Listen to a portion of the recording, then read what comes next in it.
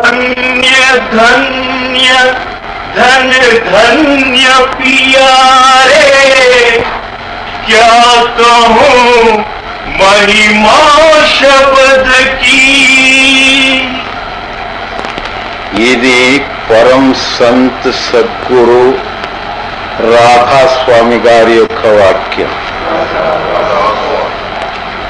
ఏమంటారు? ఎవరు భాగ్యవంతులు, ఎవరు అదృష్టవంతులు, ఎవరు ఆ మోక్షాన్ని ముక్తిని ప్రాప్తించుకునే దానికి ప్రయత్నించినారో ఆ జీవుల యొక్క స్థితిని ಬೋಧಿಸ್ತಾರೆ. ನಿಮ್ಗೆ ಹಿಂದ್ಗಡೆ ಎಲ್ಲರಿಗೂ ಕೇಳಿಸ್ತದ?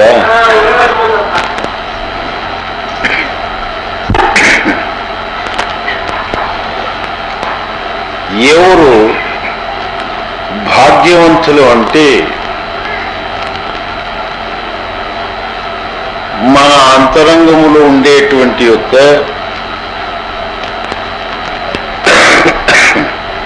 ఆ నిరంకార శక్తి,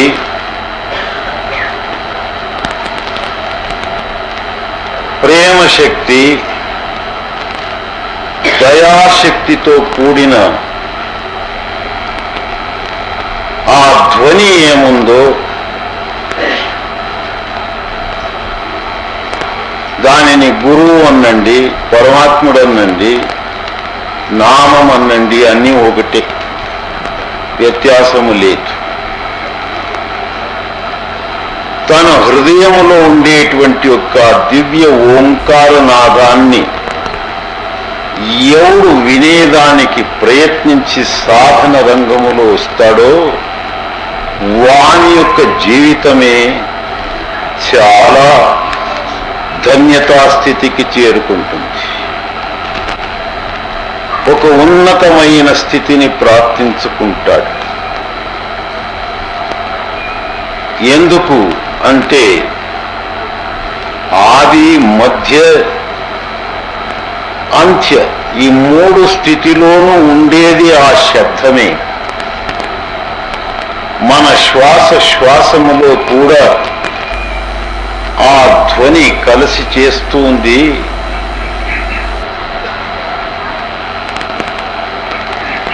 సోహం నాదముతో కూడి మన శ్వాసములో అది ధ్వని చేస్తుంది.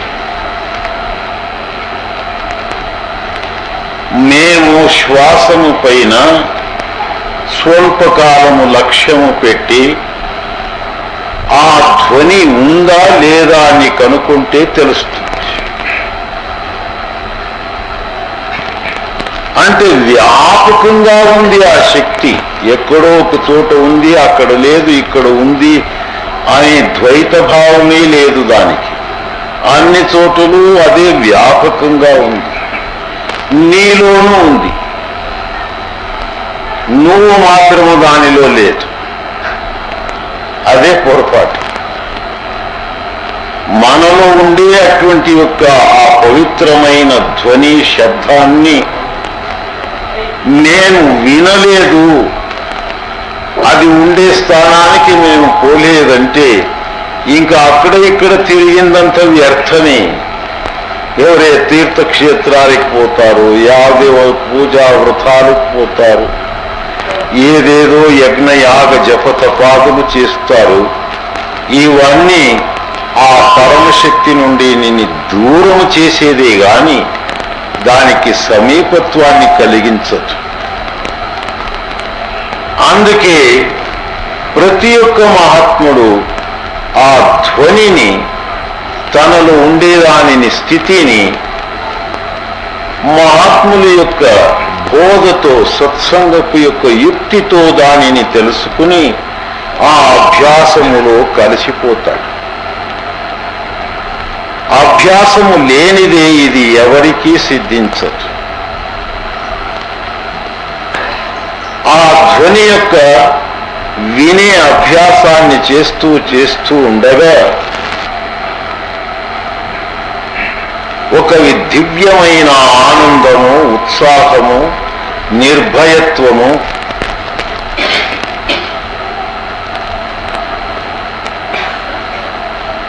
తాను ఎవరు, ఎక్కడ నుండి నేను వచ్చినవాడు, ఇక్కడ ఏమి చేసేది ఉంది నేను అనేది తెలుసుకునేస్తాడు. అది తెలుసుకున్న వాళ్లే అహం బ్రహ్మాస్మి అన్నారు. వానికి నాకి భేదమే లేదయ్యా అన్నాడు. हुक्म है शाख कलंदर का అనల్ హక్ తూ కహా తాజా. ముసల్మాన్ జాతిలో కూడా మన్సూర్ అనేటువంటి ఒక మహాన్ యోగి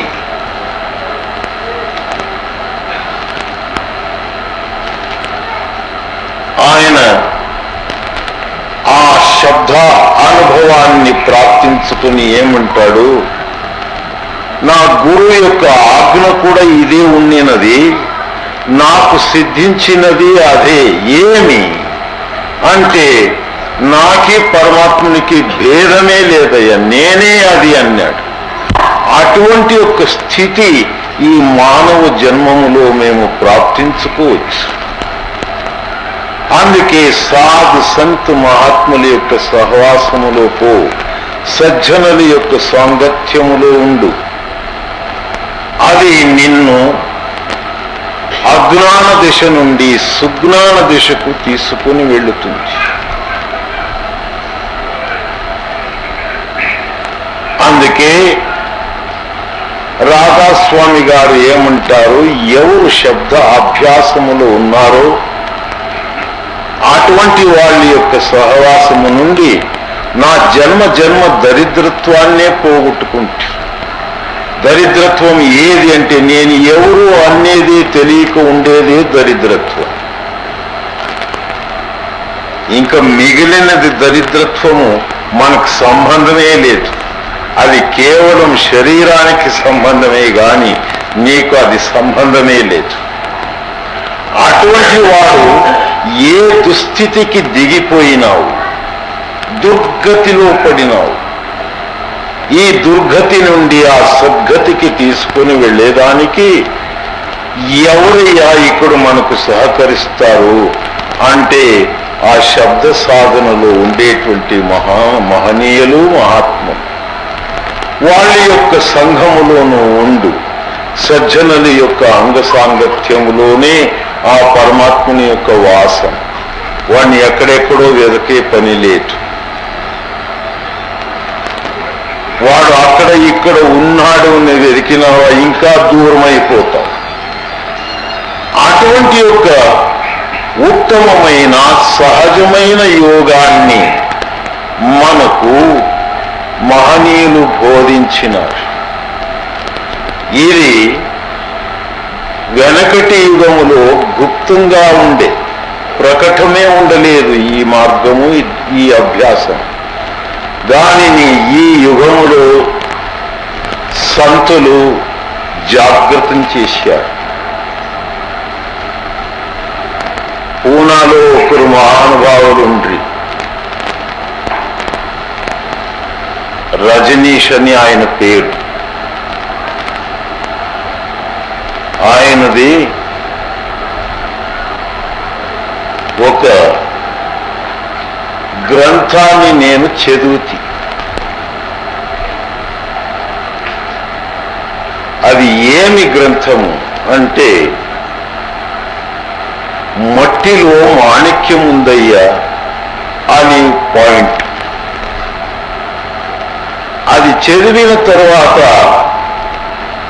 మనస్సు, బుద్ధి ఇవన్నీ ఏం చేస్తుంది అంటే, పద అక్కడికి మొదట ఆయన చూసుకొస్తాను, ఆయన్ని దర్శనం చేసుకోవాలి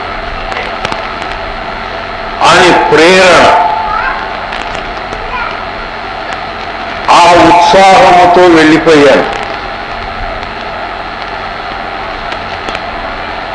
ఆయన ఆశ్రమములో నేను పోయే వేళలోనే సత్సంగము షురు అవుతుంది. ఇంకా ఆయన వస్తూ ఉన్నాడు, నేను లోపలికి పోతూ ఉన్నాను. సత్సంగం చేసేదానికి ఆయన వస్తూ ఉన్నాడు, నేను లోపలికి పోతూ ఉన్నాను. ఆయన నన్ను చూసి నవ్వుతూ నవ్వుతూ, అరే దేఖోరే భయ్యా ఇధర్ జూనియర్ రజనీష్ ఆ గయా. ఇక్కడ జూనియర్ రజనీష్ ఇంకొకటి తయారైనాడయ్యా అన్నాడు. ఏమో అపహాస్యము చేస్తారో లేదా ఆయన దృష్టిలో ఏముందో ఆయన మనస్సులో ఏముందో ఎవరికి గుర్తయితుంది. నేను వచ్చిండేది నీ దివ్యవాణిని వినడానికి. నువ్వు పొగిడితే నువ్వు సరే, నింద చేసినా సరే అని నేను ఒక పక్కకి జరుపుకొని నమస్కారం చేసి ఆయన ముందర నేను వెనక ఆ సత్సంగం జరిగే హాల్ లోపలి పోయాను. అక్కడ పోయి ఆయన కూర్చున్న తరువాత నేను కూర్చున్నాను. ఒక 5-6 వేల మంది ఉన్నారు అక్కడ ఆ వేళ. అందరూ కూర్చొనేశారు. నాకు వెనక జాగం సిక్కింది. అక్కడ నేను కూర్చున్నాను. ఈయన కూర్చొని పీఠము పైన అన్ని చూశాడు. నేను కనపడలేదు. వామనమూర్తి నేను. ఆయన 6.25 అడుగులు ఉన్నాడు. ఆయన జనాల మధ్యములో నేను ఇరుక్కొని పోయినాను. ఆయన గట్టిగా ఒక మాట పలికినాడు. కహా గయా ఓ జూనియర్ రజనీష్ అన్నాడు. ఏమరా అక్కడ గబ్బు లేపినన్ని ఇక్కడ గబ్బు లేపుతాడు, ఎటువంటి చోటుకు వచ్చినట్లాయా అని స్వల్ప సంకోచం ఆయన. అప్పుడు ఆయన పక్క ఉండే మనిషి ఆ జనముల మధ్యములో వచ్చి, నిన్ను పిలుస్తూ ఉన్నారు రాండి అన్నాడు. అది ఒక అగ్ని పరీక్ష. సరే ఆయన దగ్గర పోయి ఇట్లా పక్కలో నిల్చుకుంటే, आप सब लोग देखो मैं रजनीश नहीं, ये है रजनीश. कहां बिठाना उसको, ఎక్కడ కూర్చోబెట్టాలా ఈయన్ని మీరందరూ చెప్పండి అన్నారు.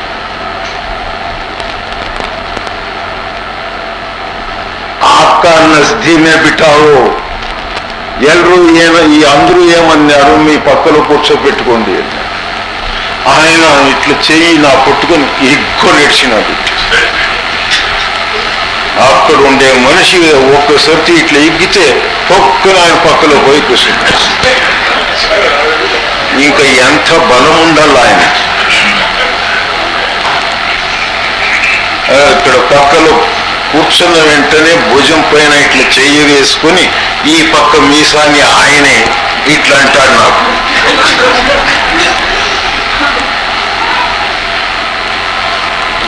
అది ప్రేమము, ప్రీతి,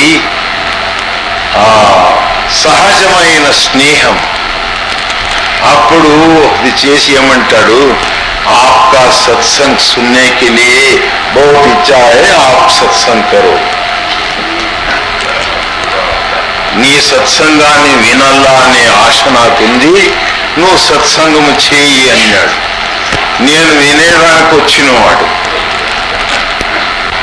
ఏమరా నాకు మంచి పరీక్ష పెట్టి వేసా, ఇప్పుడు ఏం చెయ్యాలా అని ఒక ఉపాయం చేశాను నేను. दिल के अंदर आप बैठ के सत्संग करे तो ये काम चलता है, नहीं तो चलता नहीं. నా హృదయంలో నువ్వు వచ్చి కూర్చొని సత్సంగం చెప్తే ఇది నడిచినే గాని, లేదంటే ఈ కార్యం నడివదయ్యా. అప్పుడు నా ముఖంకి ఇక్కడ ఇట్లా పట్టుకొని తన పక్కకి ఇట్లా తిప్పుకొని ఒక 2 సెకండ్స్ ఇట్లే ఏక దృష్టితో నన్ను చూసినాడు. నా దృష్టి ఆయన దృష్టి కలిసినది. అదే నజర్ మే నజర్ మిలా అంటారు గురునానక్ గారు. మహనీయుల యొక్క దృష్టితో నీ దృష్టిని కలుపువయ్యా, నీ అంతరంగములో జడస్థానములో పడిండే ఆ చైతన్య శక్తి సహజంగా పైనకొచ్చి వేస్తుంది. ఎంత సూక్ష్మయోగం ఇది. దీనికి ప్రాణాయామం వద్దు, అష్టాంగ యోగాలు వద్దు, ఉపవాసాలు వద్దు, జాతి కుల గోత్రాదులు విడిచే పని లేదు, వేద శాస్త్ర పురాణాలు చదివే పని లేదు. ఇవన్నీ ఎవరికి ఇష్టమే లేదో వాళ్ళకి ఇది బాగా పట్టుకుంటుంది. దీనిని నామస్మరణ అనండి, శబ్ద సాధన అనండి, ఏదో ఒక పేరు పెట్టుకోండి. ఇది ఏం చేస్తుంది? ఆయన మహనీయుల యొక్క దృష్టి మన దృష్టి ఏకమైందే, ఇంకా జడస్థానములో నీ ప్రాణం ఉండదు. అది చైతన్య స్థానానికి సహజంగా ఆ ఊర్ధ్వ స్థితికి పైన స్థానానికి వచ్చేస్తుంది. యోగ వాసిష్టములో వశిష్ఠుడు ఏమన్నాడు? ఈ భూమధ్య స్థానాన్ని నేను చేరుకోవాలంటే 70 సంవత్సరాలు పట్టిందయ్యా అన్నాడు. రామునికి చెప్తాడు, ఈ భూమధ్య స్థానాన్ని చేరుకోవాలంటే 70 సంవత్సరాలు పట్టిందంట. ఎందుకు అంటే సహజంగా స్థానాన్ని చేరే యోగము అప్పుడు తెలియదు. వాళ్ళు చాలా కష్టపడినారు. సంతులు మనకు ఆ కష్టము పెట్టలేదు. ఒక దృష్టి కృప, స్పర్శ కృప, శ్రవణ కృప, ఈ శక్తి ఉంది సంతుల దగ్గర. దానిని ప్రాప్తించుకోవడానికి మేము సిద్ధంగా ఉండాలి. శిష్యుడు సిద్ధంగా ఉన్నాడా? గురువు కృప చేసేది ఎంచేపు, ఒక్క సెకండ్లోనే ఆ పని అయిపోతుంది. అప్పుడు నేను అడుగుతున్న గ్యారంటీ లేదు, ఒక 5 నిమిషాలు చూసి ఆరచ్చు.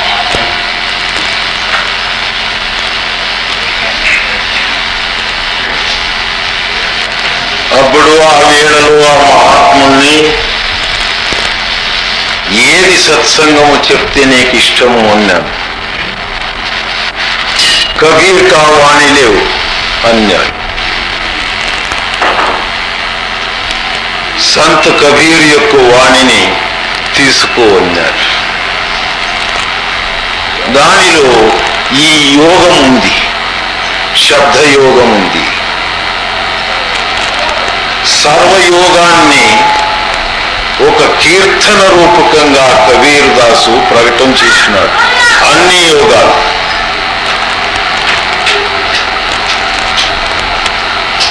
నూట 19 యోగాలు సాధారణమైన ఒక కీర్తన రూపకంగా బోధించి వేశాడు. అటువంటి ఒక సత్సంగాన్ని తీసుకున్నాం.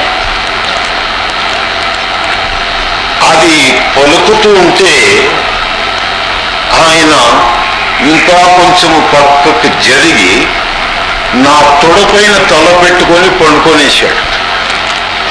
పండుకొని వింటూ ఉన్నాడు. వాళ్ళ రీతి రివాజులు మనకేం తెలుస్తుంది? ఇది ఒక యోగమో ఏమో అనుకొని నేను సత్సంగము చెప్తూనే ఉన్నాను, చేస్తూనే ఉన్నాను. ఆఖరిలో ఆ కబీర్ దాసు ఒక వాక్యము చెప్తాడు. ఈ యోగమునంతా నాకు బోధించిన, ప్రకటము చేసిన హే సద్గురువే, నీ శ్రీపాదానికి కోటి కోటి నమస్కారాలు అన్నాడు. ఆ కైరువాణి అది విన్న వెంటనే ఆయన లేచి, ఎదయా నీ పాదం ఎక్కడుంది, నేను నమస్కారం చేయాల అంటాడు. ఆయన ఎక్కడ, నేనెక్కడ. అది సమత్వం యోగం ఉచ్యతే. నువ్వు పెద్ద చిన్న అనేది లేదు, నువ్వు జ్ఞాని అజ్ఞాని అనేది లేదు, పాపము పుణ్యము అనేది లేదు, జాతి కుల గోత్రాలు లేవు. అప్పుడు నేనంటే, అయ్యా అంతవరకు పోవద్దు, నీ పాదము మనకు సిక్కని, నా పాదములో ఏముంది ధూళి దుమ్మ, నీ పాదములో ప్రకాశం ఉంది. దాని యొక్క స్పర్శత్వము నుండి మన అంధకారం, అజ్ఞాన రూపమైన అంధకారాన్ని పోగొట్టుకుని ఆ సుజ్ఞానం అనే ప్రకాశములో కలిసిపోతాం. ఆదిత్యావయ్య అంటే, ఒరే పిచ్చివాడా, నేను ఊరికే వేషముతో సన్యాసి అంతే, నాకేమీ తెలియదు, ఈ సిద్ధాంతమే నాకు తెలియదు అంటాడు. ఎంత దీనత్వం! అటువంటి యొక్క పూర్ణ జ్ఞాని నాకేమీ తెలియదు అంటాడు. మాకు ఏమి నిజంగా తెలియదు, అయినను నాకు అన్నీ తెలుసు. వంకాయ పులుసు ఏం మనకు తెలుసు? ఏమీ తెలియదు. ఆ అహంకారము, ఆ అజ్ఞాన దశలు మమ్మల్ని చిక్కించి ఆ అభిమానములో చేరించి పిచ్చి ఆటలు ఆడిస్తాయి. అదే నిజమని నమ్ముకొని మేము నిజంగా పిచ్చివాళ్ళే అయిపోతాం. అందుకే రాధాస్వాములు గారు మొదటే వాక్యములోనే మనకు జాగృతమిస్తారు. ఎవరు భాగ్యశాలి, ఎవరు పుణ్యవంతుడు అంటే తనలో ఆ శబ్దాన్ని ప్రకటము చేసుకున్నవాడు ధన్యుడు, వాడే భాగ్యశాలి. అటువంటి వారి యొక్క సహవాసములో ఉండిన వాళ్ళు నిజంగా ముక్తులైపోతారు. వాడి సహవాసమే చాలు. నువ్వు సాధనాభ్యాసం కూడా చేసే పని లేదు, వాడి సహవాసములో ఉండు. ప్రతి నిత్యం అటువంటి వాళ్ళని దర్శనం చేసుకుంటూ ఉండు, వాళ్ళ పవిత్ర వాణిని వింటూ ఉండు. అంతే చాలు, పోవయ్యా, నువ్వు జన్మ మరణాన్ని తప్పించుకుంటావు అని ప్రమాణం ఇచ్చారు రాధాస్వాములు గారు. जो परिचय है शब्द से सो जाने महिमा शब्द की. ఇది ఎవరికి తెలుస్తుంది?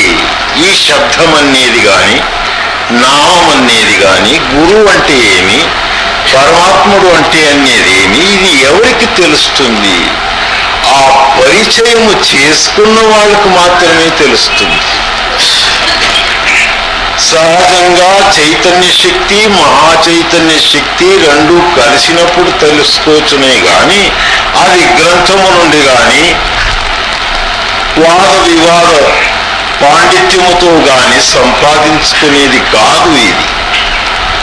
అందుకే పెద్దలేమన్నారు, ఓది నోడగణ ఓదు సద్గురువు బోధిసిరువ అర్థవరిచు. అవి ఇవి ఏం చదువుతావురా పిచ్చివాడా?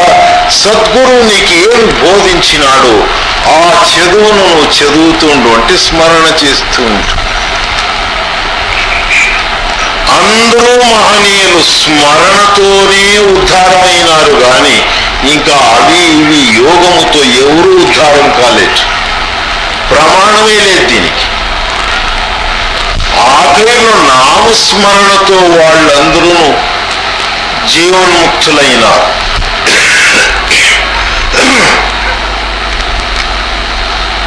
ఆ నామములో అటువంటి ఒక దివ్య శక్తి ఉంది.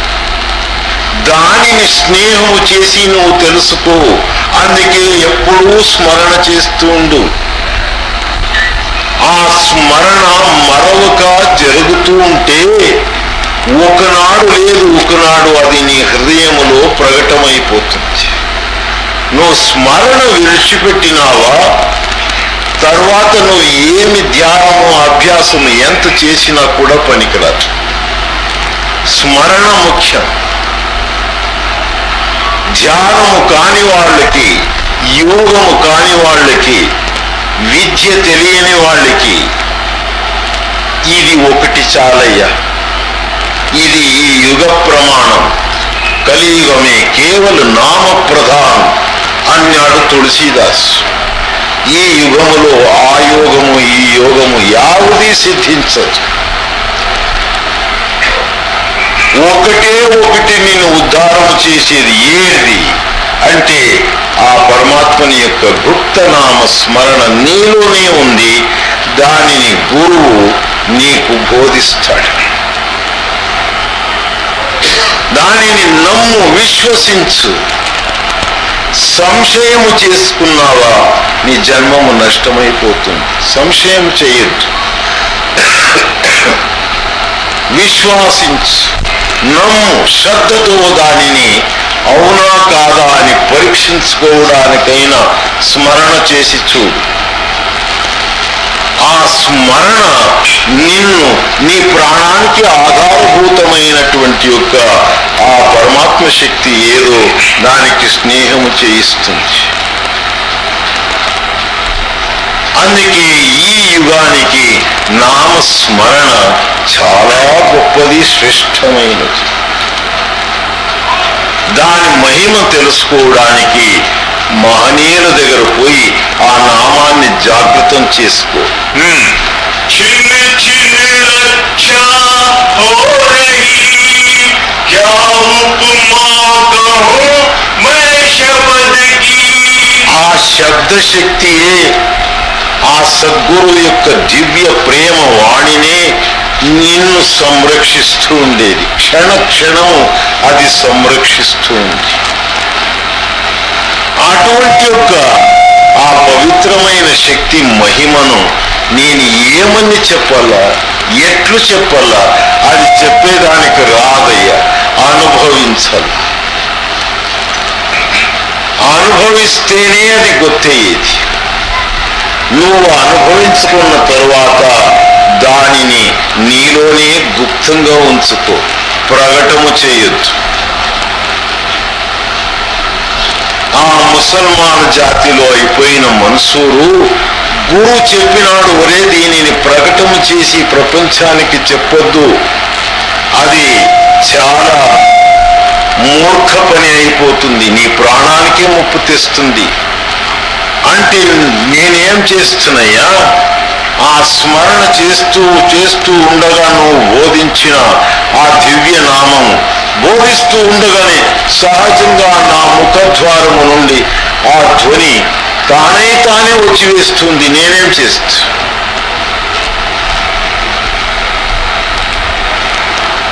ఇంకేం చేస్తాడు గురువు?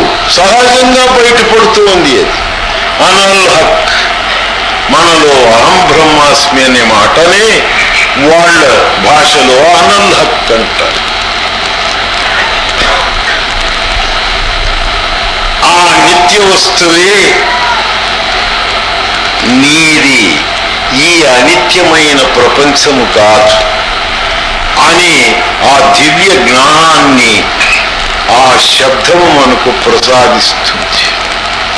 అందుకే స్మరణ చేస్తూ చేస్తూ చేస్తూ స్వల్పకాలములోనే నీ శరీరం, నీ మనస్సు, ఈ ప్రపంచం, ఈ మూడు నీ సాంగత్యాన్ని విడిచి వెళ్ళిపోతుంది. ఇవి ఉన్నా తెలియదు, ఆ స్థితికి వచ్చి వేస్తావు. అటువంటి వేళలో ఆ ధ్వని ప్రకటమవుతుంది. ఆ అక్షరాతీతమైన నిర్గుణమైన నిరంకారమైన ఆ ఓంకార ధ్వని ప్రకటమైపోతుంది.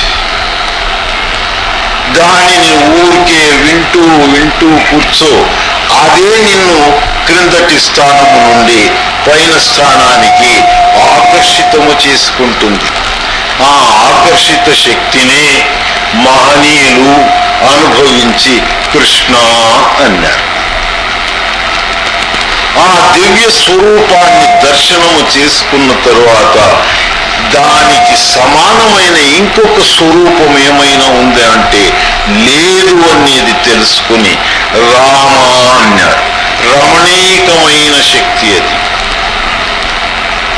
అటువంటి యొక్క సుందరత్వము ఆకర్షితంతో కూడినది ఇంకొకటి లేదు గనుక రామా అన్నారు.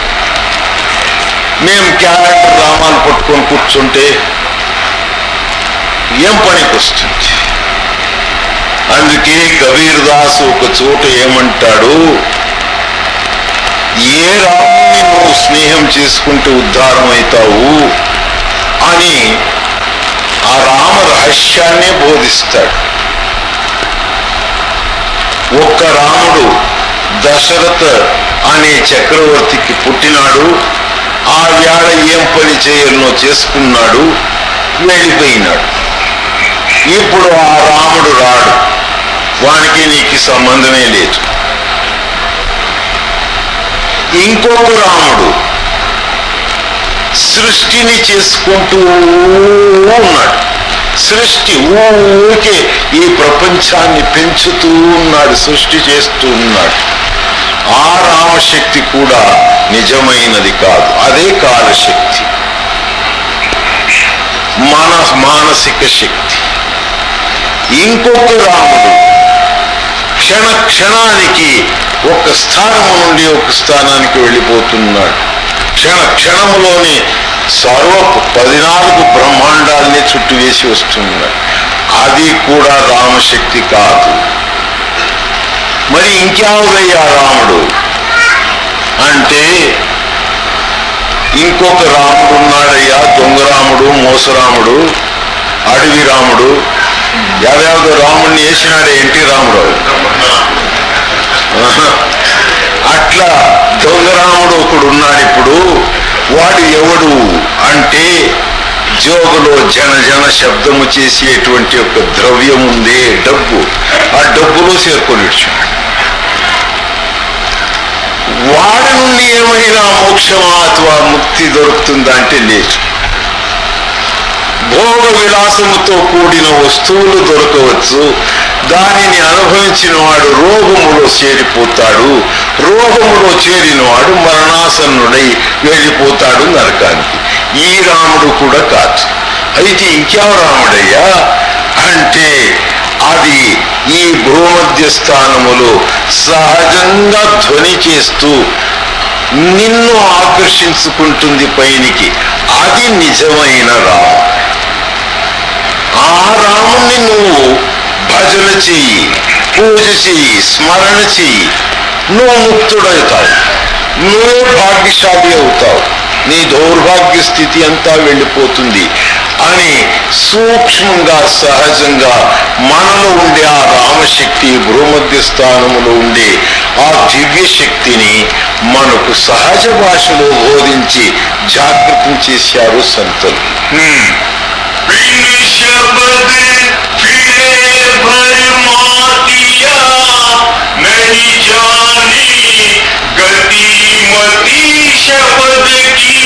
ఇది తెలియకనే వ్యర్థంగా ఏదేదో సుళ్ళు ఆధారాలు చేసుకుని కల్పనతో సృష్టించుకున్నటువంటి ఒక దేవీ దేవత్యాదినే నిజం అనుకుని తన కల్పనతోనే సృష్టించుకున్నటువంటి యొక్క ఈ శక్తులంతా దేవుళ్ళు అనుకు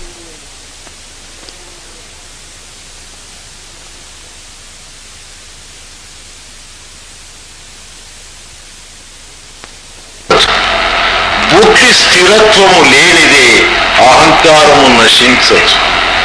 అహంకారము నశించకని ఆ నిరంకార శక్తి నీలో ప్రకటన కాదు. అందుకే ఈ భ్రమరూపమైన ప్రపంచము, భ్రమాన్ని పుట్టించేటువంటి యొక్క మనస్సు, దానిని అనుభవించల్లాన్ని ఆతురము పడేటువంటి యొక్క ఈ శరీరం, ఈ మూడు నీ స్వాధీనానికి తెచ్చుకో. దీనిపైన నువ్వు స్వామిత్వాన్ని ప్రాప్తించుకో. ఆ తర్వాత చూడయ్యా ఆ సహజ యోగం ఎట్లుంటుంది అని మనకు బోధించినాడు. ఆయన సంసారియే, ఆయన ఉద్యోగం చేస్తూ ఉండినటువంటి వాడే. రాజులు చక్రవర్తులే ఆయనకి శిష్యులుగా ఉన్నారు. కవీరుకు, రాధాస్వాములకు అంతే. ఆయన ఒక ఉపాధ్యాయ వృత్తి, పార్సీ భాష బోధిస్తూ ఉండే విద్యార్థులకు ప్రైవేట్గా. ఇంకేం ఆ స్కూల్ గవర్నమెంట్ స్కూల్ కూడా కాదు, ఏదో పెన్షన్ వస్తుంది లేనిదని. Private school. తానే ప్రేమంగా తన ఇంటిలోనే ఒక 10 మంది విద్యార్థులని కూర్చోపెట్టుకొని పార్సీ భాష బోధిస్తుంది. వాళ్ళు ఏమి ప్రేమంగా ఇస్తే అంతే, ఏది ఆశిస్తూ ఉండలేదు. గృహస్థుడు.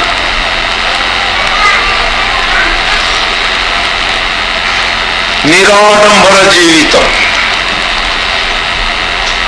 తెలిసినా నాకేమీ తెలియదప్ప, మీరు చెప్తే నేను వింటాను అనేంత దీనత్వం.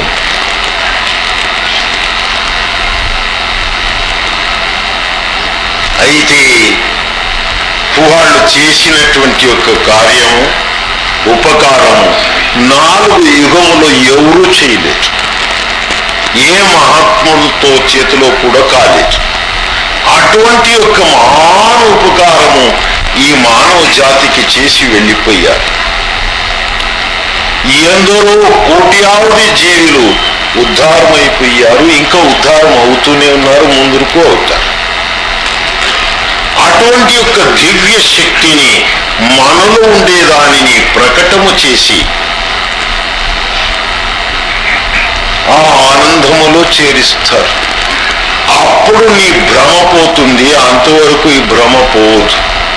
ఎందుకంటే మేము కర్మకాండములోనే ఉన్నాం. ఇంకా ఈ కర్మకాండముతోనే మనకు ఈ భ్రమాలు, సంశయాలు, సంకల్ప వికల్పాలు పుట్టిండేది.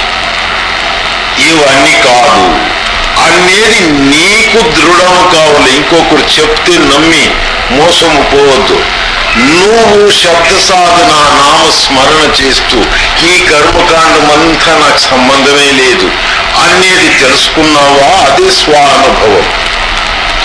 అది తెలుసుకున్నావా, అప్పుడు సహజంగా నువ్వే విడిచేది అవన్నీ తానే వెళ్ళిపోతుంది. నువ్వు స్వతంత్రుడైపోతావు.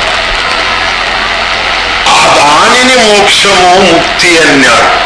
ఈ కర్మము నుండి విడిపించుకోవడమే మోక్షము, ముక్తి. తరువాత నువ్వు నీ స్వదేశానికి, స్వస్థానికి చేరుకోవడానికి యోగ్యుడవుతావు. నీ అంతరంగములో సహస్రదళ కమలము నుండి ఆ అగమ్య స్థానానికి చేర్చడానికి సద్గురువు శబ్దరూపకంగాను ప్రకాశరూపకంగాను నీలో ప్రకటమై నిన్ను అక్కడకు చేరించేంత వరకు వాడు విడవడు.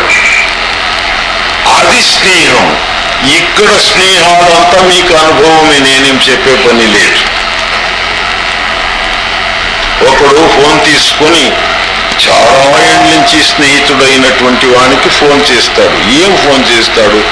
నేను ఆసుపత్రిలో ఉన్నాను, నాకు ఒక 1000 రూపాయలు ఇమ్మీడియట్ గా నువ్వు పంపోయా, జాగ్రత్తగా జల్దీ డాక్టర్ ఫీజు కట్టాలా, తర్వాత డిశ్చార్జ్ చేసిన తర్వాత నీ డబ్బు నేను వాపసు చేస్తాను. ఆసుపత్రిలో ఉన్నావా? అంతే. ఈ పక్కలో ఉండేవాడు అడుగుతాడు, అవునయ్యా ఒక 1000 రూపాయలు పంపుపోయా, ఏమంటివి? ఆసుపత్రి నుండి వెళ్ళినావా, బయటికి డిశ్చార్జ్ అయినావా? కాదయ్యా, వాళ్ళకి ఫీజు కట్టల్లా నా దగ్గర లేదు, నువ్వు సహకరించు, తర్వాత ఇస్తాను. ఇంకా 15 దినాలు ఉండల్లా నువ్వు ఆసుపత్రిలో. ఇది మా స్నేహము, ప్రేమ. వానికి ఆ డబ్బు చెవు శుద్ధే పడదు, ఆ అక్షరాలు వాడి చెవులోనే పడదు. ఇంకేం చేస్తాడు? ఫోన్ ఫీజు ఎక్కువ అవుతూ ఉంటుంది, దీన్ని కట్టేదానికి యోగ్యత లేదు పాపం. సో ఇమ్మడా కొడుకు ఇచ్చేవాడు కాదురా, ఫోన్ పెట్టి ఊరికి అయిపోయాడు. ఆ రీతిగా మన స్నేహాలు ఇక్కడ నీ జోబులో ఉంటే ఖాళీ అయ్యే వరకు నీ భుజం పైన చెయ్యేసి ఉంటాడు. అది ఖాళీ అయిపోయినే మా ఫుట్బాల్తో ఉన్నట్లు నీతో నడుస్తాడు. అయిపోయి నీ కాదు. నిజమైన స్నేహం నీ జతలో వచ్చినది. తిరుగు ఈ శరీరాన్ని విడిచిపోయే వేళ నీ జతకు ఎవరు వస్తారో ఆ గురు శక్తి, ఆ వాడి స్నేహమే స్నేహం.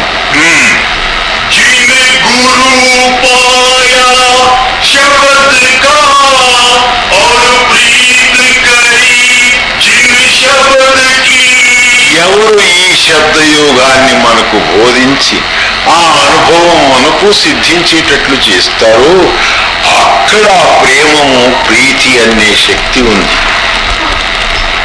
ఆ యొక్క గొప్ప శక్తి నీకు ఆయన అనేక విధంగా నీకు చిక్కల్లాన్ని ప్రయత్నించి ఇస్తాడు. గురువు ప్రేమ ప్రీతిని ఇస్తేనే మనలో జాగృతమైంది. ఇంకెవరి దగ్గర లేదు. దేవి దేవత్యాదులు ఉపాసన చేయండి, వాళ్ళలో కూడా ఈ ప్రేమ ప్రీతి లేదు. అక్కడ కూడా ద్వైత భావమే. నేను పెద్ద అని కొట్లాడుకొని చేస్తారు. ఎందుకు?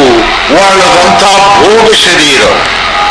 భోగ శరీరములో చిత్త చాంచల్యత్వం ఉంటుంది గాని స్థిరత్వం ఉండదు. మనది యోగ శరీరం. మనకు వాళ్ళకి ఎంత డిఫరెన్స్. అటువంటి దేవి దేవత్యాదులను మేము గంటేసుకొని కూర్చుంటే మనలో భ్రమం, సంకల్ప వికల్పాలు, సంశయాలే జాగృతమవుతుంది గాని స్థిరత్వము రాదు. ప్రళయ మహాప్రళయములో అవన్నీ వెళ్ళిపోతాయి. అంతవరకు ఎందుకు? స్మరణ చేస్తూ చేస్తూ మన ప్రాణశక్తి ఈ నాభి స్థానానికి వచ్చిన వెంటనే సగం ఈ దేవి దేవతలు అందరూ చనిపోతారు. ఎవరు అక్కడ ఉండరు. వాళ్ళందరూ నీ ప్రాణశక్తిని ఉపయోగించుకొని బతుకుతుండేవాళ్ళు. నీ నుండి వాళ్ళందరూ బతుకుతున్నారు. నువ్వు లేదంటే వాళ్ళు లేదు. నువ్వు ఈ క్రింద స్థానాన్ని విడిచి పైనకు వస్తూ వస్తూ కంఠస్థానాన్ని దాటావా, 33 కోటి దేవతలు ఫినిష్, ఒకరు ఉండలేదు, అయిపోయి. వాళ్ళని మేము నమ్ముకొని మా ఇంటి దేవుడు మా ఇంటి దేవుడు అని మొత్తుకొని చేస్తాం. నీ ఇంటి దేవుడు ఎవరు అనేది గురువు చెప్పేంత వరకు మనకు గుర్తయ్యలేదు. అంతవరకు ఆ కొండ పైన ఉన్నాడు. ఈ అనంతపురం నుండి ఏడావులపర్తి అనే ఒక గ్రామం ఉంది. అక్కడ ఒక ఆశ్రమం ఉంది మంది. అక్కడికి పోతూ ఉంటారు. ఆ దారిలో పోతూ ఉండగా ఒక కొండ కనబడుతుంది. అక్కడ ఒక దేవస్థానం. నేను అడిగితే ఏం దేవుడు అక్కడ ఉండేది? కొండ మీద రాయుడు. అంటే నరసింహస్వామి అని అంటారేమో. కొండ మీద రాయుడు అంట. మొదటే కొండ రాయి, దానిపైన ఇంకొక రాయి, వాడు రాయుడు. ఇంకేమైనా ఉంది మాకు? అక్కడ ఏం లేదు, దేవస్థానం ఉంది, ఎక్కిపోవాలి కానీ ఇంకేది సౌకర్యం లేదు, మెటుకులు ఉన్నాయి. ఏం దాని మహత్వము ఏమో మనకు తెలియదు. అందరూ పోతుంటారు, భాష జరుగుతుంటుంది, అది ఇది జరుగుతుంది. సరే, ఇంకా వాళ్ళతో ఇంకా ఎక్కువగా అడుగురాదు అని మా దావ కొట్టుకొని వండుకోవచ్చు.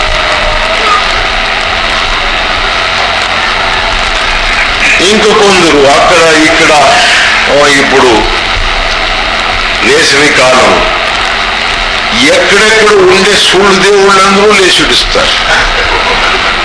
ఈ వేసవి కాలంలో ఎలాంటి శఖ వాళ్ళకి గర్భగుడిలో ఉండేదానికి అయ్యలేదు, అన్ని బయటకు వచ్చి ఇడుస్తాయి. కొత్త కొత్త దేవుళ్ళు ఈ వేసి పోయేంత వరకు ఇవి పుట్టిడుస్తాయి. తీసుకో వీటిని మోసుకునేది పోతూ ఉండేది. ఆ జాతర ఈ పర్ష అనేది పోతూ ఉండేది. ఏమయ్యా నువ్వు పోయేది ఎక్కడకు? ఎక్కడికి పోవాలా? ఎక్కడికి పోతే ఇంకా సంచారం అనేది లేదు అనేది ఏమైనా తెలుసుకున్నామంటే లేదు. మన నడక, మా యొక్క యాత్ర ముగింపే లేదు, పోతూనే ఉన్నాం. ఇదే జన్మ మరణ చక్రములో తిరుగాడేది. దీనిని తప్పించుకుంటే నువ్వు ఎప్పుడూ స్థిరంగా ఉన్నావు, నిష్క్రియుడుగా ఉన్నావు, నిర్మలంగా ఉన్నావు అనేది గుర్తయిపోతుంది. అదే ఈ యోగం. స్మరణ, సద్గురువు బోధించిన స్మరణ శ్రద్ధగా చెయ్యి. కూర్చో కొంతసేపు, బాగా ప్రేమంగా స్మరణ చేస్తూ ఉండు. ఇక్కడ నేను ఉన్నాను అని భావించుకో, స్మరణ చేస్తూ ఉండు. ఆ స్మరణ శక్తి నీలో ఏం చేస్తుంది అనేది స్వల్పకాలములోనే తెలిసిపోతుంది. సహజంగా ప్రేమంగా స్మరణ చేస్తూ ఉంటే ఆ శబ్ద స్మరణ, నామస్మరణతో మనలో అమృతము స్రావమైతుంది. అనేక విధమైన కఠినమైన పరిస్థితి నుండి నిన్ను పారు చేసి వేస్తుంది, విడిపిస్తుంది. ఇవన్నీ మనకు ప్రమాణము చెప్తుంది. చేస్తూ చేస్తూ ఉండగా స్వల్పకాలంలోని ఇవన్నీ అనుభవానికి వచ్చి వేస్తాయి. అదే గురు కృప. ఎప్పుడో శిక్షణ తరువాత మోక్షము ముక్తి అంటూ ఉంటారు. ఎవరు గ్యారంటీ? బతికిండే వేళలోనే మేము చదివి బిఏ పాస్ చేయలేం. చచ్చిన తర్వాత బిఏ పాస్ అంటే ఎవరన్నా నమ్ముతారా? లేదు. ఇక్కడి నుంచి పాస్ అంతేవాడు. చేరిండేది ఎక్కడ? తిరుగు ఇక్కడికి వచ్చేటువంటి ఒక నరక స్థానం. అదే 1 డిగ్రీనో ఏమో. ఎవరు కాదంటారో అవునంటారో నాకు తెలియదు. ఇది కాదు. ఒక్కసరితి మేము అంతరంగములో ఊర్ధ్వస్థితికి గురువు చెప్పిన ఈ స్థానానికి రావాలా అని ప్రయాణం చేశామో, ఇక్కడికి వచ్చిన వెంటనే నీ ప్రయాణం అంతా నిలిచిపోతుంది. నువ్వు ఇంకెక్కడ నడిచే పని లేదు. ఇక్కడికి వచ్చిన వెంటనే నువ్వు సగుణ స్వరూపాన్ని పోగొట్టుకుని నిర్గుణుడైపోతావు. ఆ నిర్గుణతత్వమే ఆ ధ్వని, ఆ నామం, ఆ పరమాత్మ శక్తి. అది నిన్ను ఆకర్షించుకుని తాను ఎక్కడి నుండి వచ్చిందో అక్కడికి నిన్ను తీసుకుని వెళ్ళిపోతుంది. అక్కడ శ్రమమే లేదు, ఆ ఆనందమే ఆనందం. నీ గమ్యస్థానాన్ని చేరించి వేస్తుంది. అదే అగమ్యత్వం. అలక్ష్యము, అనామి, అగమ్యం. ఆ స్థానము చేరేంత వరకు గురువు నిన్ను విడవడు. అది ఆయన ప్రేమము, ఆయన స్నేహము. అటువంటి ఆ మహనీయుల యొక్క సహవాసమును చేరితే అంతే చాలు, నువ్వు ముక్తుడు. వాడు మొదటే అనివేస్తాడు, నా జతలో ఉండు, నేను ఎక్కడకు చేరలను అక్కడ నిన్ను చేరిస్తాను అంటాడు. అదే రజనీష్ అంటూ ఉండింది, నా జతలో ఉండవయ్యా, నిన్ను అక్కడ చేరిస్తాను. ఏ 4 యుగము నుండి ఈ మాటలు మేము వినలేదు. అది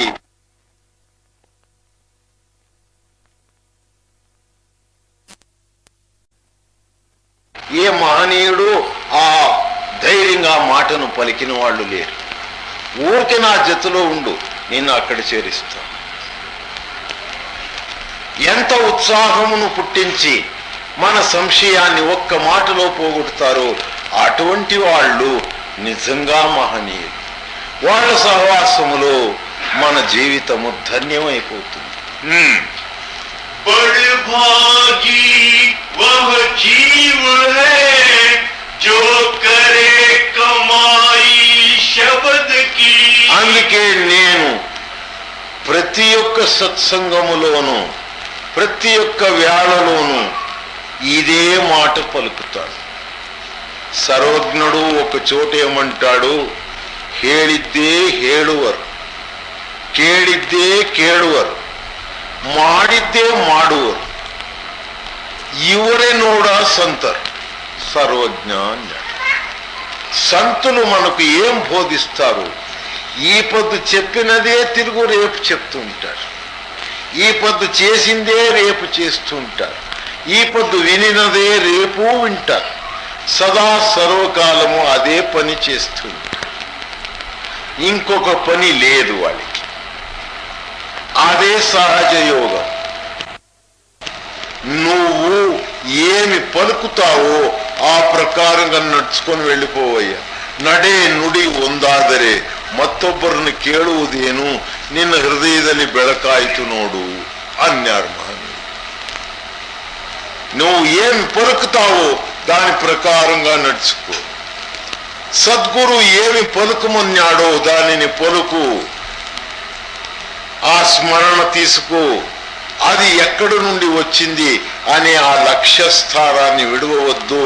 ఇక్కడ లక్ష్యం పెట్టుకుని ఊరికి స్మరణ చేస్తుంది. నువ్వు ఏది స్మరణ చేస్తున్నావో ఆ స్థానానికి నువ్వు వెళ్ళిపోతావు. అంటే స్మరణలో ఎంత పవర్ ఉంది. ఇది తెలియకని ఏదేదో మనసు చెప్పినదంతా అజ్ఞాన మార్గములో ఎక్కడెక్కడో వెళ్ళిపోతూ ఉన్నాం. ఎంతో దూరం ఇప్పుడే వచ్చి వేశాం. ఇంకా దూరం వెళ్ళిపోతే చాలా కష్టం. అందుకే జాగ్రత్త. ఇప్పుడు నువ్వు జాగ్రత్తగా ఉండి సద్గురు బోధించిన నీలో ఉండేటువంటి యొక్క పరమాత్మని యొక్క దర్శనాన్ని, నీ ప్రాణానికి సంరక్షణ ఇస్తుండేటువంటి యొక్క శక్తిని తెలుసుకునే యోగము ఎవడు నీకు బోధించినాడో ఆయన మాట ప్రకారంగా వెళ్ళిపోవయ్యా. ఆ ఆనందాన్ని పొందేది ఎక్కువ కాలము పట్టదు, శీఘ్రంగా అది ప్రాప్తిస్తుంది. बिना शब्द मन बस नहीं, तुम सूरत करो अब शब्द की.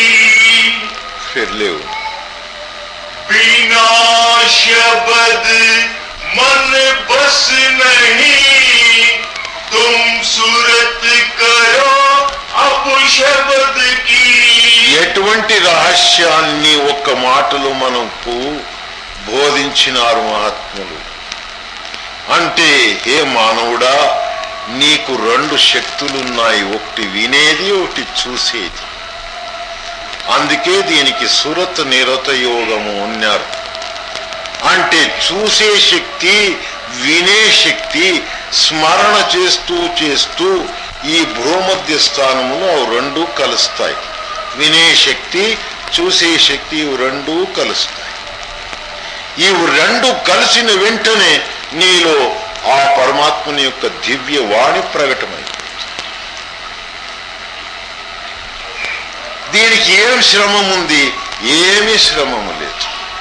ఊరికే కూర్చొనేది. ఈ శరీరాన్ని ఊరికే కూర్చోబెట్టు. మనసు అప్పుడు నిన్ను గలాట పెడుతుంది. లేనిపోని ప్రాపంచిక వృత్తి, ప్రాపంచిక చింత తీసుకువచ్చి ఈ శరీరాన్ని ఆ పనిలో చేరించేదానికి ఆ మనసు ప్రయత్నం చేస్తుంది. దానికి విడవద్దు.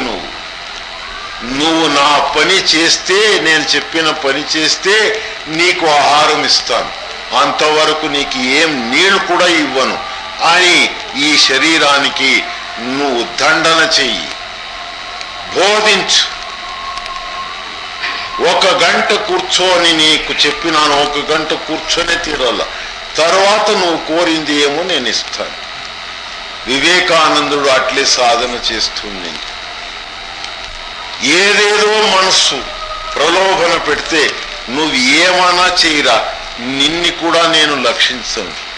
ఈ శరీరాన్ని నువ్వు ప్రాపంచిక వృత్తిలో చేరించి నన్ను భ్రష్టుణ్ణి చేయాలనుకున్నావు, ఆ పని ఇంక సాగదు.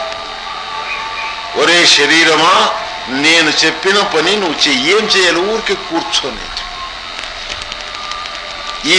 ఇది కూడా ఎంత మోసం చేస్తుంది. జడమైన శరీరం ఊరూరికే నొప్పులు పుట్టుతుంది. నిజంగా ఏం నొప్పులు లేదు అక్కడ, ఊరూరికే పుట్టింది. ఈ ఆడవాళ్ళు పని చేయక తలనొప్పి, నడుము నొప్పి అని పడుకొని ఏడుస్తారు అత్తుపైన కోపానికి.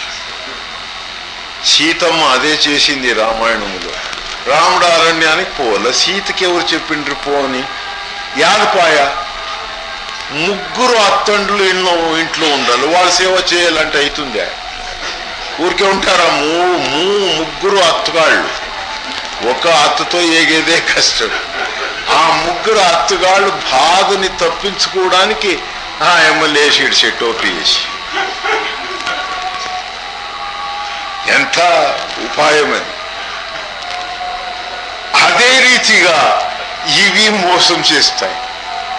లేనిపోని నొప్పులు కనబడుతుంది.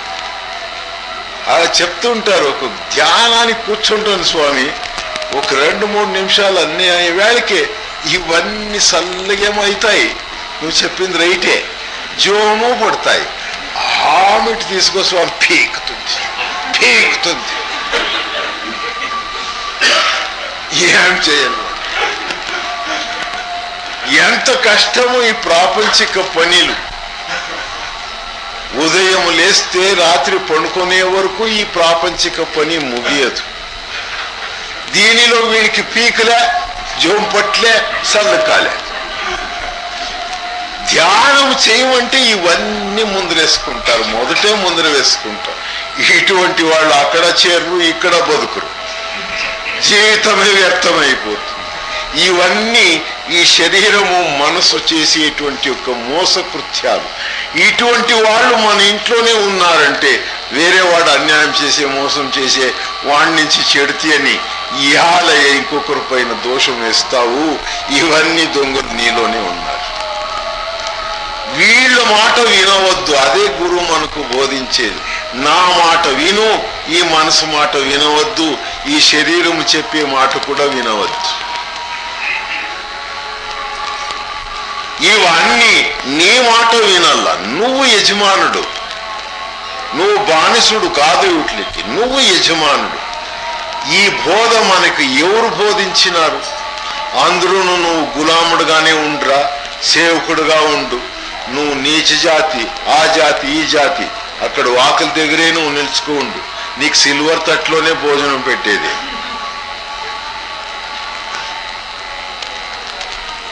స్వామి కానీ అంతేగాని పండుకునేదానికి అదో గోణితాటు ఉంది అక్కడ వచ్చేసి చినిగిపోయింది, దాన్ని వేసుకొని పండుకో. ఎక్కడ? ఆ చెట్టు కింద పండుకో. పురుగా పుట్ట కడుచుకుని చచ్చిపోతే నాకేమరా పో. ఇది మేం చేసేది. ఎంత అజ్ఞాన దిశ, ఎంత క్రూరత్వము ఇదంతా. మన మఠాధిపతులు, మా గురువులు ఇదే చేసేది. విభూతి పెట్టుకొని లింగాయతుల జాతి మఠానికి పోతేనే సీటు. అక్కడ విభూతి లేదంటే ఆయన మాట్లాడిచ్చేది లేదు. అక్కడ కూడు నీళ్లు కూడా పెట్టు. నేను ఒక మఠానికి పోయింటి హుబ్బళ్ళిలో. మనకు తెలియదు అక్కడ పద్ధతి. మామూలుగా మేము ఉండేటట్లు పోతుంది. ఆయన కింద పైన ఇట్లు చూసా. వేరే వాళ్ళతో మాట్లాడతాడు, నాతో మాట్లాడు. కూర్చోవయ్యా అని అనలేదు. ఇంకా నేను ఏం స్వామి ఏమైనా పారమార్థం బోధించండి. మీరు యావ కులము, యావ జాతి, ఏమి గుర్తులే లేవే, ఇది లేదు, ఇవి లేవు, ఆమెట ఇవి ముద్రలు లేవు. మరి యావ జాతి నువ్వు? నాకు యావదో జాతి కులము గోత్రం ఒకటి తెలియదు స్వామి. ఇప్పుడు యాదైన కులమో జాతియో మీరు ఇస్తే తీసుకుంటా అంటే వాడు తిరుగా కింద పైన చూసి ఇక్కడేం స్థానం లేదు నీకు పో అని. ఓహో వీడు నాకిన్న అధ్వానం పురుషుడు, వీడి దగ్గర ఏం పని లేదు అని వెళ్ళిపోవచ్చు. ఇదే ఇది ఏమి? ఇది పారమార్థము. తిరుగ మఠాధిపతులు పెద్దలు, జగద్గురు శ్రీ శ్రీ శ్రీ శ్రీ శ్రీ శ్రీ 15 శ్రీలు ఉన్నాయి ఆయన. తిరుగు గురువులు, శ్రీ గురువులు, జగద్గురువులు. ఏం పిచ్చి ఆటాలకు. గురువు అనే శక్తి ఎక్కడో వీళ్ళు దేహానికి గురుత్వాన్ని తగిలించుకొని తాను ఎవరు అనేది తెలుసుకోక ఆ బయట వాళ్ళని కూడా మోసము చేసి గుడ్డోడు గుడ్డోడు దావు చూపినట్లు. వాడు గుడ్డోడే, మేమో గుడ్డోడే. ఇంక వాడు దావు చూపుతాడంటే ఇద్దరు పోయి యాదైన తగ్గులో పడేదే. ఇది ఎటువంటిది? అందుకే చాలా బాగా ఆలోచించి మహనీయుల యొక్క సహవాసం చేయాలి. జాన్కర్ పానీ కోపియో, జాన్కర్ గురువుకో కరో. శోధించి నీళ్లను తాగు, అట్లే తాగవద్దు. బాగా విచారము చేసి ఆలోచన చేసి నీ సంశయాన్ని ఒక్క వాక్యములోనే ఎవడు పోగొడతాడో అటువంటి వాణ్ణి నమ్మి నువ్వు గురుత్వాన్ని స్వీకరించు. నీ జన్మం సార్థకమైతుంది. లేదంటే అది బాయ, ఇది బాయ. वह क्यों आए इस जगत में जिन मिली न पूंजी शब्द की. అందుకే ఎంత బాధపడి పలికినారు రాధాస్వాములు ఈ మాట అంటే, అయ్యా అటువంటి వస్తువుని పోగొట్టుకున్న తరువాత ఈ ప్రపంచంలో ఎందుకు పుట్టినావయ్యా నువ్వు? ఇక్కడ పుట్టిన తరువాత నేను పోగొట్టుకుండేది ఏది అనేది తెలుసుకుని తిరుగు సంపాదించుకోకపోతే నువ్వు మనుష్యుడేమయ్యా? ఇంకెవరికి నేను బోధించల్లా? మానవులే ఈ రీతిగా ఉంటే ఇంకా ప్రాణియోనిలకి అజ్ఞాన దిశ ఎట్లుండవచ్చు? ఇవన్నీ ఆలోచన చేయాలి. ఈ ఆలోచన పుట్టల్లా అంటే సత్సంగమే కావాలి. మహాత్ముల యొక్క సత్సంగములో పోయి మన దోషమునంతా అక్కడ వాళ్ళు ప్రశ్న వేసేది వద్దు, అడిగేది వద్దు. మన తప్పంతా అక్కడ వచ్చేస్తుంది. దాన్ని తిట్టుకునే యుక్తి కూడా అక్కడ చిక్కిపోతుంది. మీరు ఏమైనా ప్రశ్న వేసుకొని కూర్చోండి, అడగనే వద్దండి. దానికంతా ప్రత్యుత్తరం సహజంగా సత్సంగములో వచ్చి వేస్తుంది. అదే మహనీయుల యొక్క మహత్వం. వాళ్ళు మనస్సును బాగా కనబట్టి నేను ఎటువంటి వాడు అనేది తెలుసుకుని, మన వీక్నెస్ తెలుసుకుని, అజ్ఞానాన్ని తెలుసుకుని, దయా కృపాశక్తితో మమ్మల్ని ఆ సుజ్ఞాన స్థితికి తీసుకుని వచ్చే వేళ ఈ రోగానికి మంచి మందులు వాళ్లే ఇచ్చి తన మాదిరిగా చేసుకుంటారు. వాడు గురువు, ఆ గురువు మాట విను, ఈ మనసు మాట వినవద్దు.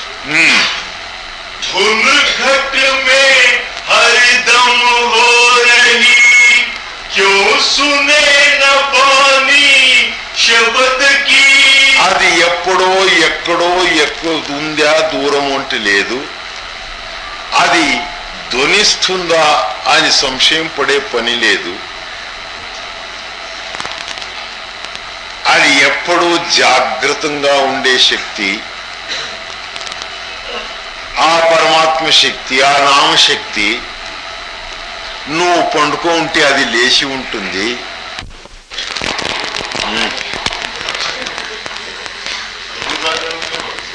ఏం లేదు, అదంతా ఈ కరెంట్ ఆఫీస్ ఉందే, ఇది తుర్కోళ్ళ చేతికి ఇచ్చిడ్చింటారు. కాబట్టి ఇట్లా అంటాడు, అరే ఇసుకి అని దాన్ని తీసి పారేస్తాడు. అంతే వాళ్ళ కథ.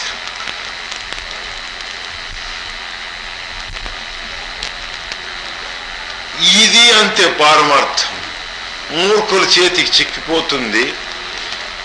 వాడు ఏదేదో చెప్పి అమాయకులైన జనాల్ని మోసం చేసి బ్రహ్మములో చేరించి తన జీవితం జరుపుకుంటూ ఉంటాడు.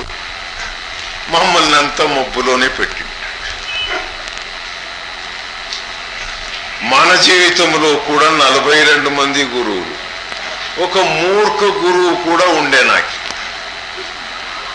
వాడిని ఆశ్రమానికి పోతే చూసేదానికి భలే శృంగారము ఆకర్షితమైన వ్యక్తే. 6 అడుగులు ఉండేవాడు, ఈ సైజు ఉండే మనిషి. ఈయనకి బాగా తెలుసు అనుకుంటూ ఉంటుంది. మేము భలే శృంగారంగా కాషాయ వస్త్రాలు, ఆ రుద్రాక్షిమాలలు, దానికంతా బంగారపు ఇవి టచింగ్స్, చెవులకు బంగారంది రింగ్స్. అయ్యో వీనికి బాగా తెలుసయ్యా, ఇటువంటి వాళ్ళు గురువుని చేసుకుంటే మేము హాయిగా ఉంటాము అనుకుంటే ఆయన స్వరూపం చూసి మోసం పోయింది. వాడు తెలుసుకునేసి ఒక 4-5 ఏండ్లు నన్ను చెంపి పారివేసి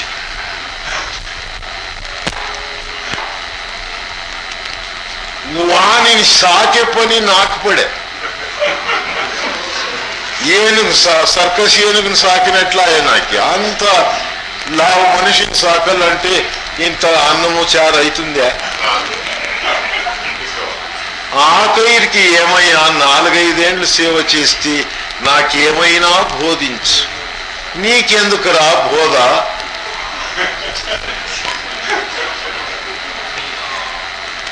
ఈ బాధే చాలు. నువ్వే నేను నేనే, ఇది ఆయన బోధించింది. నువ్వే నేనే. బాగా తింటాడు, పడుకుంటాడు.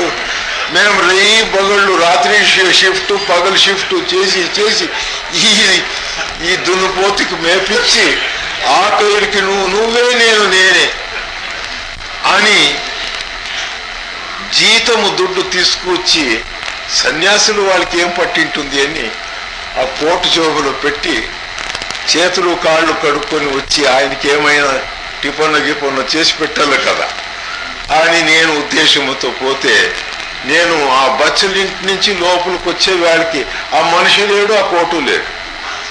ఓటు వేసుకుపోయేసినాడు. ఎక్కడ పోయా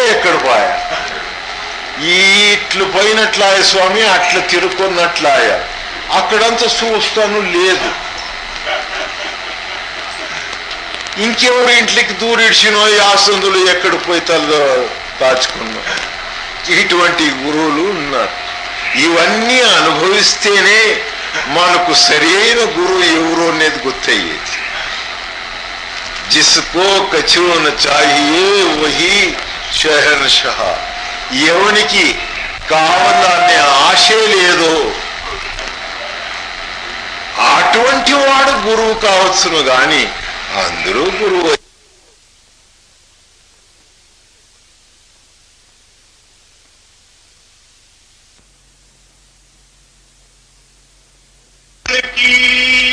ఒరే సత్యవాన్ పురుషుడా, నువ్వు నా దగ్గరకు వచ్చినావు, నీది నాకేమీ వద్దు. నా దగ్గర భక్తి బండారం ఉంది, నామ బండారం ఉంది. నువ్వు చాలా దీనుడైపోయినావు, దరిద్రుడైపోయినావు. ఇదే బండారము నీలోనూ ఉంది, తెలియదు నీకు. ఒక సావుకారు బాగా ఉండేవాడు, మంచి ఇల్లు కట్టుకొని తన సంసారాన్నంతా సుఖంగా పెట్టి ఇంకా సంపాదించాలనే ఆశతో పెద్ద పెద్ద మాను దూలాలు, తీర్లు అంటాము, దానికి ఏమంటారు, దీనికి బీమ్స్. బీమ్స్ అని మీరు ఇంగ్లీష్ చదువుకున్నారు, మీకు అర్థమవుతుంది. నా ఇట్లా పల్లెటూరు వానికి ఏం అర్థమవుతుందయ్యా? దూలాలు, కట్ట దూలాలు, పెద్ద దూలాలు. దానికి అంత లోపల ఏం చేసేసినాడు, ఆ గబ్బమంతా తీసివేసి టొళ్ళు చేసేసినాడు, ఖాళీ ఉండేటట్టు. తాను సంపాదించిన అమౌలికమైన వస్తువులంతా దానిలో చేరిచ్చిడిచినాడు. ఎవరికి కనపడకోక, ఎవరికి చెప్పలేదు. తన ఇంటి వాళ్ళకి చెప్పలే, పెండ్లాంకి చెప్పలే. సామాన్యంగా పెండ్లాంకి చెప్పాలా, వాడు బుద్ధివంతుడు. వాడు మేము చెప్పేస్తాం. ఇంటికొచ్చిన వెంటనే చూస్తుంది ఆయమ్మ ముఖం, మా మఖాలు. ఏమైపోతే భలే ఖుషిగా ఉన్నాడే వీడు, జోబులో ఏమో బరువైన వస్తువులు ఉండొచ్చు. అది ఆ పక్కది ఈ పక్కకు వచ్చేటట్టు ఎట్లు ప్లాన్ చేస్తుందో. మల్లిగిళ్ళు పువ్వులు పూసు ముడుచుకొని వాకు శృంగారమయ్యి ఏమో నీకోస్కరమే దావలో కాచుకొని ఉన్నట్లు నటిస్తూ, ఏమండి 2 గంటల నుంచి వాకుల్లోనే నిలుచుకున్నాను, ఈ పొద్దు ఎంత లేటుగా వచ్చారండి, రాండి మంచి బోండా సాంబార్ చేసినాను. వానికి ఆ బోండా సాంబార్ అంటే ఇష్టం, అది చేసినాను తిందురు అని ఆయన్ని భుజం పైన చేసుకొని ముద్దు పెట్టి, ఏమరా ఈ పొద్దు నన్ను ఇట్లు చేస్తూ ఉంది, ఇన్ని దినాలు పరక చూపుతూ ఉండే, ఇప్పుడేం నన్ను ఇంత ప్రేమము, నా అదృష్టమే అదృష్టము అని వీడు భ్రమించి జాగ్రత్తడు కాక పెండ్లామేమో ఆయమ్మ అది తినిపించి మెల్లగా అయ్యా శక అవుతుందయ్యా అని తానే కోట ఇప్పి ఇట్టిట్లు తూకం చూసి, ఓహో దీంట్లో ఉంది అని దాన్ని తగిలేసేటట్లు చేసి, దాంట్లో ఉండేది వేసి కాలి కోట తగిలేసి, వీడు తర్వాత ఇంకా పనికి పోయి వాడు చూసుకుంటాడు, దాంట్లో లేదు. గోయింగ్ ఇట్లా ఖాళీ చేసి వేస్తారు. అందుకే ఇదంతా స్వార్థ ప్రపంచం. స్త్రీ గాని పురుషులు గాని వాళ్ళు స్వార్థానికి సంతలో జనము కలిసినట్లు కలిసి ఉంటారు. వాళ్ళు పని అయిపోయిందేమో, వాళ్ళు సరుకు సామాన్లు తీసుకొని వాళ్ళు దావు పట్టుకొని వెళ్ళిపోతారు. మేము ఆ సంతలో కలిసిన మందిని నమ్మితే మన జీవితం సక్రమంగా నడియవచ్చునా, సాగవచ్చునా? లేదు. ఈ భ్రమలో చిక్కిపోయినాం. ఈ భ్రమను తప్పించాలా అంటే ఏ శాస్త్ర గ్రంథాలు పనికిరావు, ఏ తీర్థక్షేత్రాలు పనికిరావు, ఏ కొండ మీద రాయుడు పనికిరాడు. ఇంకా ఈ ముళ్ళకట్టమ్మ, ఎంకమ్మ, సంకమ్మ ఇవి దావ పొడవునా ఉన్నాయి. అవి పనికిరావు. ఒక్క గురువు మనకు మన యొక్క దౌర్బల్యత్వాన్ని చూసి బోధించి, ఒరే ఇంక నువ్వు శ్రమం పడవద్దు, నీకు ఈ దుఃఖము క్లేశము ఎందుకు వచ్చినది నాకు తెలుసు, నీకు తెలియదు, దానిని పోగొట్టి వేస్తాను రా అని మనలో ఆ దుఃఖ క్లేశాన్ని, భ్రమని, సంకల్ప వికల్పాన్ని పోగొట్టేటువంటి ఒక ఆ దివ్య నాద శక్తిని ప్రకటన చేస్తాడు. దానిని ఎవడు స్వీకరించి ఆ ధ్వనిని వింటాడో వాడు భాగ్యశాలి అయిపోతాడు. వాని సంశయం అంతా వెళ్ళిపోతుంది, నిస్సంశయమైపోతాడు. వాని హృదయము ఆనందముతో కూడి ఉంటుంది, ఉల్లాసంగా ఉంటాడు. ఎప్పుడూ వాడు నవ్వుతూ ఉంటాడు. వాడు నవ్వే వేరే, మన నవ్వులే వేరే. దినము మన ఇంట్లో మేము చూస్తూ ఉంటాం. అయినను మేం చేసే మోసము నా పెండ్లాము గుర్తయ్యలేదు, పెండ్లామేమనుకుంటుంది నేను మోసం చేస్తున్నాను, వెధవకి ఏం తెలుసు అని ఆయమనుకుంటుంటుంది. నవ్వుతూనే ఉంటారు తిరుగు. ఇద్దరిది స్వార్థమే. ఎవరింట్లోనో పుట్టిన ఆడదానిని తీసుకొచ్చి నా పెండ్లామంటే నీ పెండ్లాం అయిపోయినా అది ఏమైనా బుద్ధి ఉందా మనకు? ఎవరింటిలోనూ నువ్వు పుట్టింటావు, నా మొగుడు అని ఎడిస్తే మొగుడైపోతువే. మొగుడు పెండ్లాం అర్థమే తెలీదు మనకు. దాన్ని తెలుసుకుంటే నువ్వు నిజంగా మాటే ఆడు. అంత రహస్యం ఉంది దానిలో. దానికి ఇంకంత భ్రమ, మరపు, మూర్ఖత్వము ఈ పురోహితులు చేరి చిడుస్తారు. ఇంకా పెళ్లి చేయాలి కదా. ఆ పెళ్లిలో ఎంత మోసం జరిగిపోతుందో అప్పుడు మనకు తెలియదు. ఎలాంటి ముందర మాయాదేవి కూర్చో ఉంటుంది, దాని ముఖం చూస్తూ ఉంటావు. వీడు ఏం చెప్తాడు ఈ పురోహితుడు అనే గమనం లేదు. అది ముగిస్తే చాలరా అని వాడిని మెల్లగా ఇట్లా గిల్లేవో కొట్టో ఆ పురోహితుడిని, రే జల్దీ ముగించరా అని వాడిని కదురుకుంటాడు. వాడు దుడ్డు ఆశ, ఇంకొక 5 రూపాయలు ఎక్కువ ఇరా, ఒకే మంత్రంలోని నడుస్తాడు అని వాడు సిగ్నల్ చేస్తాడు, వీడి ఇచ్చిడుస్తాడు. అయిరా వీడి భ్రమలో పడి తాను ఎవరు అనేది మర్చిపోయి ఉంటాడు.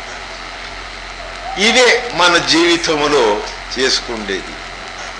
ఒకడు చాలా ఎగరాడుతూ ఉండే, కొనుస్తూ ఉండే. అందరూ చూస్తూ ఉండ్రి వీధిలో, వీడు చాలా పొగరులో ఉన్నాడురా, చూస్తాం ఎన్ని దినాలు ఇట్లుంటాడు. ఒక దినం మా మాదిరిగానే వీడు కూడా ఇంటి వాకలి ముందర కొక్కరుగాల్లో కూర్చోవలసిందే అనుకున్నారు. వీడేం చేశాడు, కొన్ని దినాలు ఆ యవ్వన దశలో కొనిసినాడు. తర్వాత పెళ్లి చేసుకున్నాడు. పెళ్ళైన ఒక వారానికే ఆయన కుణసేది ఎగిరేదంతా ఎగిరిపాయ. ఇదో ఈ తుర్కోళ్ళు కట్టుకుంటారు లుంగీలు, వాళ్లే కట్టుకుంటూ ఉండింది. ఆ రోగం మనకు వచ్చింది. ఏ ఊరిని చూడు ఆ లుంగీలు. ఇవన్నీ ఎప్పుడు చూసింటిమేమో అంటే సన్న పిల్లోళ్ళుగా ఉండే వేళ ఈ బయలు నాటకాలు ఆడతారే వాళ్ళు కట్టుకుంటూ ఉండ్రి. రావణుడు, దుశ్శాసనుడు, కీచకుడు వాళ్ళకి ఇటువంటి డ్రెస్, అటువంటివి వన్నతో కూడిన బట్టలు వేస్తుండ్రి. మరి అది ఏరా వాళ్ళు వేసుకునేది, వీళ్ళు వేసుకొని తిరుగుతారా? అది ఇదే ఒక ఫ్యాషన్. వీడు అటువంటి లుంగి కట్టుకొని వాకలి దగ్గర మంచి రాజు కూర్చొనేటట్లు కూర్చుంటూ ఉండేవాడు. కొక్కురుగాళ్ళు వీడెట్లు కూర్చొని అందరూ చూసిరి, వీడు మా కేటగిరీకి చేరినాడు రా, అయిపోయిన కథ. అంతలోనే ఒక కూత వచ్చే ఒంటింటి నుండి రోడ్కి వినపడుతుంది, కౌలు బజార్కు వినపడుతుంది అంత గట్టిగా. ఏం అక్కడ అట్లా కూర్చున్నావు, గూబు కూర్చున్నట్ల, వేసి లోపలికి రాలేదా, ఏడదో తిని పోదు అని గద్రించి పారేసా. మహాతల్లి వీడు తల వంగించుకొని లోపలికి వచ్చి అవి ఏం పారేసిన ఆకులో దాన్ని తిని ఆ చినిగిండి అంగి వేసుకొని వెళ్ళిపోయి. అప్పుడు అడుగుతాడు ఒకడు స్నేహితుడు, రే ఏం రైట్లయిపోతుంది అంటే ఆయన ఏమంటాడు, నా జీవితము అజ్ఞాన దిశలో పడి ముక్తాయానికి వచ్చిందయ్యప్ప, ఇంకేం లేదు, అయిపోయి తిరుగు అదంతా అడగొద్దు అని వెళ్ళిపోయి. ఎంత బాధపడిండవచ్చును. మేము చెప్పుకునే లేదు, బాగున్నారంటే ఓ బాగు, ఈఎంఏ నా భార్య అనేది చూపుతారు. స్వామి ఈయన భార్య, ఇవన్నీ ఉన్నాయే ఈ నంబర్లు. మీరు 2 ఏళ్ళ నుంచి రాలేదు, 2 ఏళ్ళకి నా భార్య 6 సంతానాన్ని కని పారేసింది. ఇవన్నీ నా నంబర్లు, పాపిగ్రహాలు. ఏం చేయాలి అటువంటి? ఇది ఈ దుస్థితిని చూసి ఇక్కడి నుంచి పైనికి మమ్మల్ని ఎత్తి ఆ ఆనంద స్థితిలో చేర్చాలంటే గురువుకి ఎంత కష్టం ఉంది అనేది ఆలోచించారా? ఈ బంధనము నుండి విడిపించల్నే పుత్ర వ్యామోహము, స్త్రీ వ్యామోహము, దేహ వ్యామోహము, స్థాన వ్యామోహాలు, జాతి కులగోత్ర వ్యామోహాలు, ఇవన్నీ విడిపించి నిన్ను నిర్మోహకునిగా చేసి ఆ శబ్దములు కలిపి నిన్నే శబ్దరూపంగా చేయాలంటే వానికి ఎంత జవాబుదారీ ఉంటుంది, ఎంత కష్టం. నీకేమీ లేదు, నువ్వు హాయిగా ఉండవచ్చు, కష్టమంతా వానదే, అది తెలిసి లేదు. అందుకే ఏమన్నారు, ఎవడు ఈ మర్మాన్ని తెలుసుకుని ఆ గురుబోధి యొక్క అంతర్రహస్యాన్ని తనలో అనుభవించేదానికి సిద్ధమైనాడో, సాధన రంగములు దిగినాడో, వానికి ఇది గుర్తవుతుంది. ఇది అన్యులకు తెలియదు గనుక ఆ సాధన అభ్యాసం ఏమి అనేది తెలుసుకోవడానికి సత్సంగాన్ని శ్రవణం చేయి, సత్యనామ స్మరణ చేయి. ఆ సత్యనామాన్ని జాగృతం చేసినటువంటి యొక్క గురువు యొక్క స్నేహములో ఉండు, నీ జన్మము సార్థకమైపోతుంది. రాధాసు.